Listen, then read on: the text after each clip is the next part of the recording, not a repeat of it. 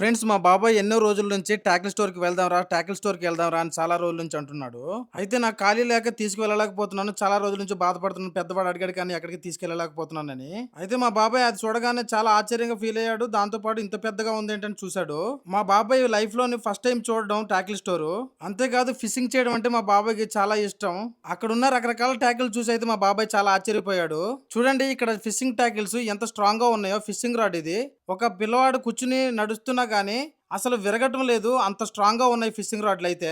ఆ పిల్లవాడైతే ఇంచుమించు 25 నుంచి 30 కేజీ వరకు ఉంటాడు. ఆ రాడ్ మీద ఎక్కి నిలబడినా కానీ ఆ రాడ్‌కి మాత్రం ఏమీ కాలేదు. చాలా సేపు దాని మీద ఎక్కి, వంగి, దుంకి అన్ని చేశాడు గానీ ఏమీ అవ్వలేదు. ఆ రాడ్‌ను పట్టుకున్న వాళ్ళ పిల్లవాడిని మోయలేకపోయారు గానీ రాడ్ మాత్రం విరగలేదు. చూడండి ఎలా బెండ్ చేస్తున్నాడో ఆ రాడ్ అయితే మాత్రం. ఆ రాడ్‌ని అంతలా వంచినా కానీ విరిగిపోద్దేమో అనుకున్నాను. కానీ కొంచెం కూడా విరగలేదు. మా బాబాయ్ అయితే రాడ్‌ని అంతలా వంచడం చూసి ఆశ్చర్యపోయాడు.